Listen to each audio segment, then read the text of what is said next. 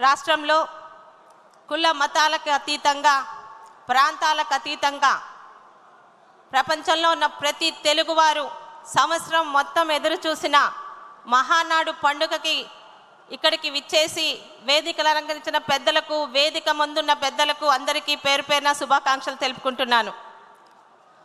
ఒక మనిషి ఆశయం మంచిదైతే నిస్వార్థంగా ప్రజల గురించి వేసే అడుగు విజయవంతంగా ఎంత దూరమైనా వెళ్తుందనడానికి ఉదాహరణ పెద్దలు పూజ్యులు నందమూరి తారక రామారావు గారు తెలుగువాడి ఆత్మగౌరవాన్ని చాటి చెప్పేలా ఆయన ఊపిరిపోసిన తెలుగుదేశం పార్టీ ఈరోజు 40 సంవత్సరాలు దాటిన తెలుగువాడి గుండె చప్పుడుతో కలిసిపోయిన తెలుగుదేశం పార్టీ ఈరోజు కూడా విజయవంతంగా ముందుకు వెళ్తుందంటే ఆ పెద్ద ఆయన సంకల్ప బలం.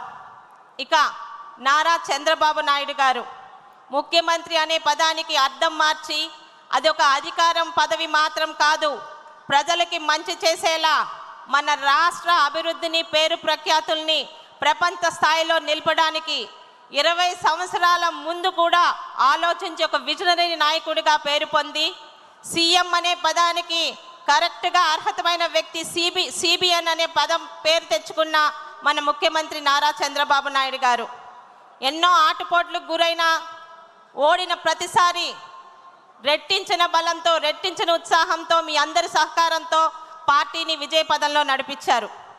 ఇక్కడ టీడీపీ వెర్షన్ నెంబర్ 3.0 మన యువ నాయకుడు నారా లోకేష్ గారు వేలెత్తి చూపించిన ప్రతి ఒక్కరు నోరు మూసుకునే విధంగా ఈరోజు అన్నా అని అంటే అర్ధరాత్రి అయినా వాళ్ళకి సహాయ సహకారాలు అందిస్తూ మరి 3వ తరానికి కూడా పార్టీని ముందుకు తీసుకెళ్లగల బలమైన నాయకత్వం వచ్చిందని నమ్మకం కలిగిస్తూ ముందుకు వెళ్తున్నారు మన యువ నాయకులు నారా లోకేష్ గారు. ఇక ఒక రాష్ట్రం బాగుండాలన్నా, రాష్ట్రంలో ప్రజల జీవన ప్రమాణం పెరగాలన్నా ఆ రాష్ట్రం కల్పించే మౌలిక సదుపాయాలు మరి కూటమి ప్రభుత్వంలో తెలుగుదేశం పార్టీ చేస్తున్న ఈ మౌలిక సదుపాయాల మీద మాట్లాడే తీర్మానాన్ని ప్రవేశపెట్టే అవకాశం నాకు ఇచ్చిన పెద్దలందరికీ ధన్యవాదములు. ఒక విజనరీ లీడర్గా చంద్రబాబు నాయుడు గారు ఆయన పరిపాలనలో పెద్ద పీట వీసేది ఎప్పుడు మౌలిక సదుపాయాలకే. ప్రజల సంక్షేమం, ప్రజలకిచ్చిన హామీలను ముందుకు తీసుకువెళ్తూ కూడా ఆయన మౌలిక అభివృద్ధికి ముందు నుంచి పెద్ద పీట వేస్తూనే ఉన్నారు. అభివృద్ధి ఆలోచించి ఆయన వేసే ప్రతి అడుగు, ప్రతి ఆలోచన రాష్ట్రాన్ని ప్రపంచ పటంలో నిలపడానికే. 20 సంవత్సరాల తర్వాత జరిగే అభివృద్ధిని కూడా ఆయన ఆలోచించి ముందడుగు వేస్తారన్న దానికి ఒక ఉదాహరణ ఈరోజు తెలంగాణలో ఉన్న హైదరాబాద్ నగరంలో చంద్రబాబు నాయుడు గారి సృష్టి అనేది చరిత్రలో కూడా చెరపలేని విధంగా మనందరికీ తెలుసు.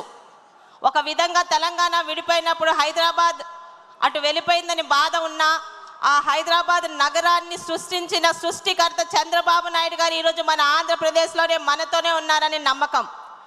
ఆయన పరిపాలనలో ఈరోజు 13 జిల్లాలు కానివ్వండి, 26 జిల్లాలు కానివ్వండి, ప్రతి జిల్లా ఒక హైదరాబాద్ నగరంగా మన రాష్ట్రం అభివృద్ధితో పాటు ముందుకెళ్తున్న నమ్మకం ఈరోజు మనందరిలో ఆయన పరిపాలన కలిగిస్తూనే ఉంది.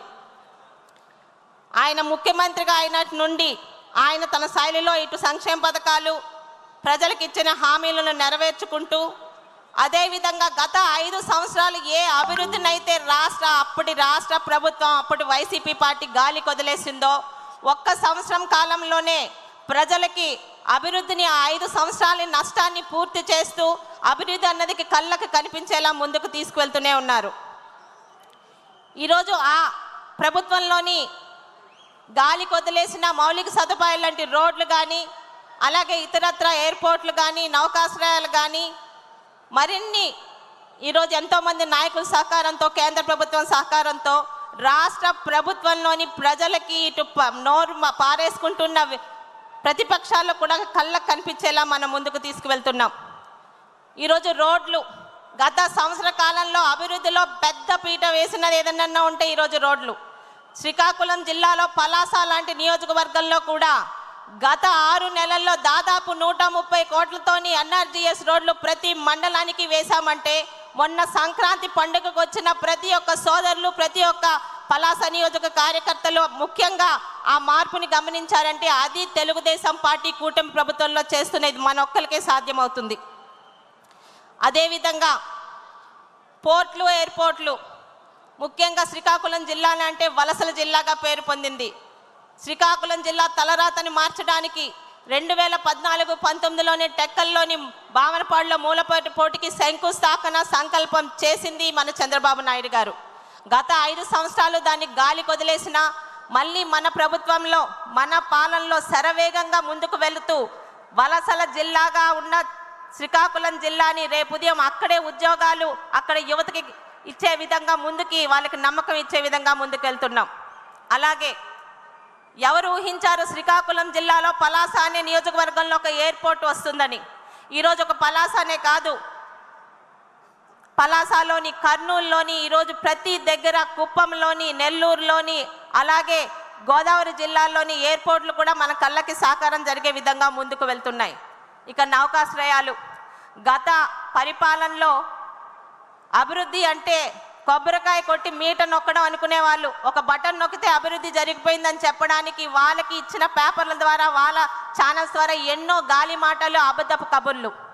ఈరోజు అభివృద్ధి అంటే బటన్ నొక్కడంలోనో కొబ్బరికాయ కొట్టడంలోనో కాదు.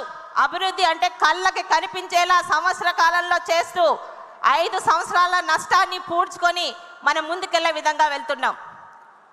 సార్, ఏ యువతకైతే తెలుగుదేశం పార్టీ దగ్గర కావాలనుకుందో పార్టీ తరపున జర్మనీకి మినీ మహానాడులోని అటెండ్ అవ్వడానికి వెళ్ళినప్పుడు అక్కడికి వచ్చిన వారిలో దాదాపు 80% మంది యువత సార్.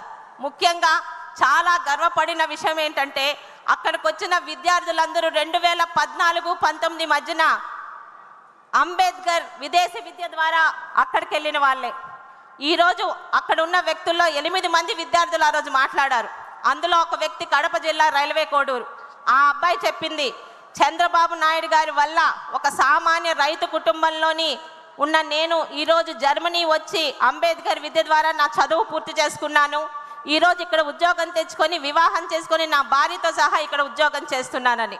ఒక సాధారణమైన విద్యార్థులు కలలో కూడా ఊహించని విధంగా ఈరోజు విదేశాలు వెళ్ళి వాళ్ళు జీవితంలో స్థిరపడి 10 మందికి ఆదర్శంగా నిలిపించేలా చేసిన మీకు వాళ్ళు జర్మనీ తరపున కృతజ్ఞతలు తెలిపారు సార్. నిజంగా చాలా గర్వంగా అనిపించింది. మన పథకాలు మనం చెప్పుకోవడం కాదు, ఆ పథకాలు తీసుకున్న వాళ్ళు ఈరోజు గర్వంగా ఇతర దేశాల గడ్డ మీద మన తెలుగుదేశం పార్టీ గురించి మాట్లాడుతుంటే చాలా సంతోషంగా అనిపించింది. ఈ విధంగా అనేక రకాలుగా చంద్రబాబు నాయుడు గారు రాష్ట్రాన్ని ముందుకు తీసుకెళ్తున్నారు. అయితే గత 5 సంవత్సరాల్లో ఒక చీడ లాంటి ఒక దుస్వప్నం మనం ఎదుర్కొన్నాం. మళ్ళీ కరోనా కన్నా భయంకరమైన ఆ పార్టీ రాకూడదంటే ఈరోజు 75 సంవత్సరాల వయసులో రాష్ట్రాన్ని ముందుకు తీసుకెళ్ళడానికి ఆయన పడుతున్న కష్టానికి మనందరం ఇవ్వాల్సింది ఆయన మీద నమ్మకం, ఆయనకి సహకారం. ఈరోజు ప్రపంచంలో ప్రతి తెలుగువాడు చూస్తున్నాడు. వచ్చే 5 సంవత్సరాల్లో మళ్ళీ మేము ఈరోజు ఆంధ్ర రాష్ట్రానికి రావాలంటే ఈరోజు మాకు చంద్రబాబు నాయుడు గారు, నారా లోకేష్ గారు ఉంటే నమ్మకం ఉంది. 5 సంవత్సరాల్లో ప్రపంచంలో ఉన్న తెలుగు వాళ్ళు మళ్ళీ మన రాష్ట్రానికి వచ్చి బ్రతకాలంటే ఈరోజు తెలుగుదేశం పార్టీ ఉండాలనే నమ్మకంతో వాళ్ళందరూ ఉన్నారు. వారందరికీ ముఖ్యంగా ఈరోజు రాష్ట్రంలోని ఎన్నో రకాలుగా కంపెనీలు పెట్టడానికి వచ్చిన ప్రతి ఒక్కరికి నమ్మకం కలిగించాలంటే మళ్ళీ చంద్రబాబు నాయుడు గారికి మనందరం సహకారం ఇవ్వాల్సిందే.